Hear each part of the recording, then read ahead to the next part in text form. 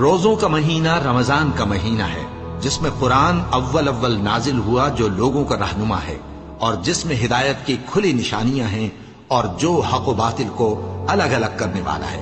تو جو کوئی تم میں سے اس مہینے میں موجود ہو، چاہیے کہ پورے مہینے کے روزے رکھے، اور جو بیمار ہو یا سفر میں ہو تو دوسرے دنوں میں روزے رکھ کر ان کا شمار پورا کر لے۔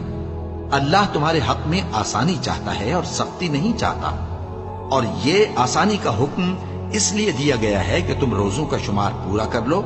اور اس احسان کے بدلے کہ اللہ نے تم کو ہدایت بخشی ہے، تم اس کو بزرگی سے یاد کرو اور اس کا شکر کرو۔ اور اے پیغمبر،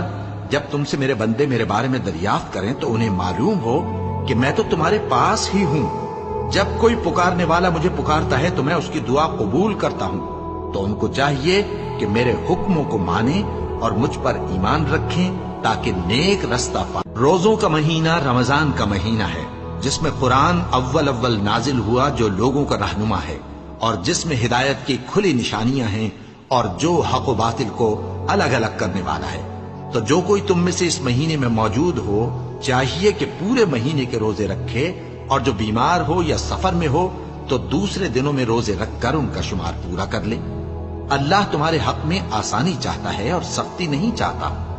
اور یہ آسانی کا حکم اس لیے دیا گیا ہے کہ تم روزوں کا شمار پورا کر لو،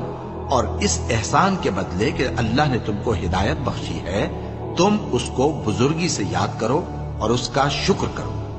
اور اے پیغمبر،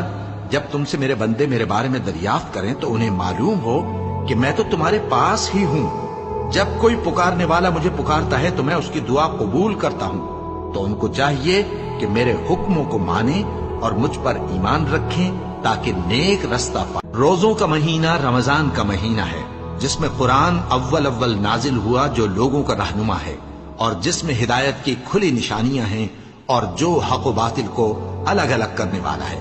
تو جو کوئی تم میں سے اس مہینے میں موجود ہو، چاہیے کہ پورے مہینے کے روزے رکھے، اور جو بیمار ہو یا سفر میں ہو تو دوسرے دنوں میں روزے رکھ کر ان کا شمار پورا کر لے۔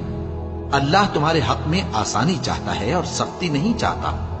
اور یہ آسانی کا حکم اس لیے دیا گیا ہے کہ تم روزوں کا شمار پورا کر لو، اور اس احسان کے بدلے کہ اللہ نے تم کو ہدایت بخشی ہے، تم اس کو بزرگی سے یاد کرو اور اس کا شکر کرو۔